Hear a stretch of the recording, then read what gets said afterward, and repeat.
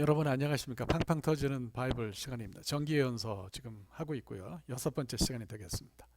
그래서 오늘은 사무엘상 3장 1절부터 21절까지, 그러니까 사무엘상 3장을 다 읽는 거다 이렇게 여러분들이 생각하시면 큰 어려움이 없겠습니다. 지난 시간에 조금 말씀드렸지만 이제 그 낡은 시대가 지나가고 새로운 시대가 오는 것이 사무엘상 그 3장에서 아주 분명하고 확실해지는 것을 우리가 이제 발견할 수가 있는 거죠. 이제 사사시대가 저물고 왕정이 시작된다는 얘기인데, 말씀드리자면 사사시대는 나쁘고 뭐 왕정시대는 좋고 그렇다는 얘기가 아니에요. 항상 시스템이나 제도가 문제는 아닙니다. 사람이 문제인 거죠.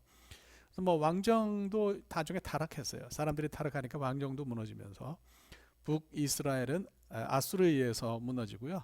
남한국 유다는 바벨론에 의해서 망하지 않았습니까? 그러니까 뭐 이스라엘 왕정이 좋다, 뭐 사사시대 시스템이 좋다 이런 얘기는 아닌 것 같아요. 그러니까 엘리 시대에 이르러서 사사시대 끝 부분이 되면서 관성에 젖어서 타락한 사람들이 문제다 이렇게 말씀을 드립니다. 그래서 그 시대가 이제 끝이 난 거죠.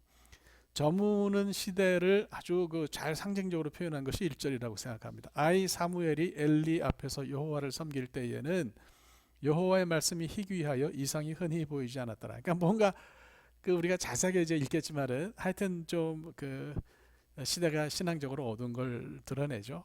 아이 사무엘이라 그랬는데요. 아이는 나아르라고 하는 히브리 말인데 이거는 젖먹이로부터 청소년 시대까지예요. 그러니까 딱히 뭐 사무엘이 여호와를 섬기는 것이 그 시대가 뭐 언제였냐 이렇게 뭐 말하기는 굉장히 어렵다고 보고요.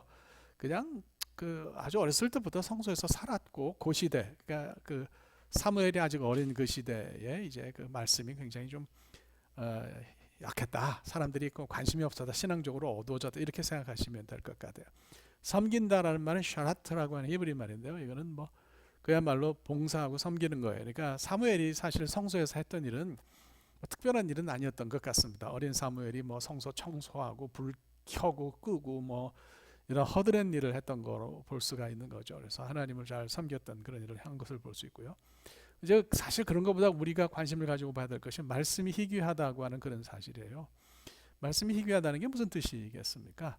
하나님이 자주 말씀하시지 않으셨다는 뜻일까요? 저는 그렇게는 보지 않습니다. 하나님의 말씀, 드바라로나이 혹은 디브레아로나이 이런 표현은 뭐 제가 볼 때 문제가 없고요. 이게 이제 희귀하다라는 것이 약하르 동사인데요. 이건 어디 값이 비싸거나 귀하거나 혹은 드물거나 뭐 이런 거를 나타내요. 근데 이제 용례를 쭉 보면 드물다라는 표현으로 쓰인 것은 잘 없고요. 귀하고 비싸다 이렇게 이런 표현으로 쓰인 경우가 많아요. 그러니까 이건 무슨 뜻이냐면 정말 하나님 말씀이 귀한 것이고 값이 비싼 건데 사람들이 그걸 몰랐다는 이야기로 듣는 것이 제가 볼 땐 더 맞습니다. 그러니까 말씀이 잘 임하지 않았다 이렇게 보기보다는 말씀은 계속해서 임했는데 사람들이 그걸 잘 듣지 않고 거들떠보지 않았다, 뭐 이렇게 보는 게 더 낫지 않겠나. 그게 더 정확한 뜻이라고 생각합니다. 얼마 전에 이제 오카는 목사님이 유언으로 남기신 말씀 가운데 하나를 들어보니까 옥 목사님이 이제 교인들에게 예배 시간에 하나님 말씀대로 잘 살아라, 왜 그렇게 못 사느냐 이런 얘기를 하면 말씀대로 살지 못하는 잘못과 죄에 대해서 설교를 하면 아주 예배 시간에 분위기가 싸늘해졌다 그래요. 그러니까 어떻게 보면 굉장히 수준 높은 교인들이 거기 앉아 있다고 볼 수 있는데 그런 거는 그런 얘기 듣기는 좀 싫어했다 뭐 이렇게 해도 볼 수 있을까요? 하여튼 참 여러 가지로 시사하는 바가 많다고 생각합니다. 말씀이 귀했다라고 하는 건 말씀의 값이 비싸다고 하는데 그 비싼 값을 제대로 알고 그걸 들으려고 하는 사람들 숫자가 적었다라고 이해하는 것이 좋을 것 같아요. 그러니까 사사시대는 말씀이 없었던 시대라고 보는 것은 제가 볼 때는 좀 오해인 것 같고, 말씀이 있었지만 사람들이 거기에 큰 관심이 없었다고 보는 것이 더 옳은 것 같아요. 3절을 보면 하나님의 등불이 아직 꺼지지 않았다 그랬어요. 이건 무슨 얘기겠습니까? 그러니까 성소의 불을 24시간 켜놓는 건 아니에요. 낮에는 우리가 메노라라 그러죠. 저 등잔에 촛불을 켜놓지 않고요. 밤이 되고 어두워지면 이제 그 불을 켜는 거죠. 그리고 새벽이 되어서 여명이 동토하고 밝아질 때까지는 이제 불을 켜놓는 것으로 볼 수가 있어요. 그러니까 하나님의 등불이 아직 꺼지지 않았다는 건 밤중이었다고 하는 그런 얘기로 볼 수가 있는 거죠. 그러니까 이 밤에 하나님의 불이 막 이렇게 붙어서 역시 성소를 밝히고 있을 때에 하나님의 말씀이 사무엘에게 임한 것을 이제 표현을 하는 건데요. 저는 이걸 이제 그렇게 읽습니다. 제가 읽는 것은 어두움 가운데 하나님의 등불이 켜져 있었다고 하는 그런 상징적인 것을 드러내는 것도 있지 않나 이렇게 저는 읽어요. 시대가 어두운 것이지 하나님의 말씀이 꺼진 건 아니었다. 저는 이제 이렇게 생각합니다. 지금이 어두운 시대인가요? 만약에 우리가 그렇게 느낀다고 하면 불빛이 그래도 하나님의 불빛이 말씀의 불빛이 꺼진 건 아닙니다. 그러니까 그걸 찾으려고 애써야 하지 않겠나 이런 생각이 들고요. 말씀이 없거나 찾기 어렵다 그런 뜻은 아니니까 우리가 이것을 잘 이해해야 하리라고 생각합니다. 낡은 시대를 이제 상징하는 인물들이 홈리와 비느하스라고 그랬어요. 이미 이전 시간에 언급했습니다. 그래서 한쪽에 이제 홈리와 비느하스가 있고 또 다른 쪽에 사무엘이 있는데 두 존재를 대비하는 것은 새로운 시대가 이제 새로운 역사의 페이지가 이스라엘이 시작된다고 하는 것을 상징하는 거로 봐야 되는 거죠. 그러면 그 홈리와 비느하스의 아버지인 엘리는 어땠느냐? 제가 볼 때는 그 엘리도 마찬가지였다고 봐요. 그러니까 눈이 점점 어두워져서 잘 보지 못했다고 본문이 이야기를 하는데요. 뭐 물리적으로 눈이 좀 어두워지죠. 저도 옛날보다는 눈이 많이 어두워졌어요. 저랑 비슷한 연배에 있는 목사님들 얘기를 들어보면 뭐 이제는 뭐 돋보기를 끼지 않으면 설교하기 어렵다고 그런 얘기를 하시는 분들이 많습니다. 그러니까 이제 이게 물리적으로 그랬다고 하는 얘기일 수 있는데 이것이 당시의 어떤 신앙적 상황, 엘리의 어떤 그 신앙적 상황을 보여주는 표현이라고 볼 수도 있겠어요. 또 실제로 주석을 찾아보면 그렇게 해석하는 학자들도 있습니다. 그러니까 실제로 보면 엘리가 자기 아들들 홈리와 비느하스가 잘못하는 걸 알았겠죠. 뭐 몰랐겠습니까? 근데 무슨 이유에서인지 이미 뭐 홈리와 비느하스가 자기 제사장 직무의 상당 부분을 가져가고 일하고 있기 때문에 그 서슬이 좀 그래서 부자지간이지만 말하지 못했다고 볼 수도 있고 뭐 혹은 영적으로 둔해서 그렇다라고 이제 볼 수도 있는 건데 어떻게 보든지 간에 엘리가 그것을 이제 제대로 잡지 못한 그런 잘못이 있는 거죠. 자, 그래서 이쪽 시대는 이제 저물고 새로운 시대가 이제 사무엘의 시대가 다시 시작되는 것을 볼 수가 있어요. 하나님이 사무엘을 부르셨죠.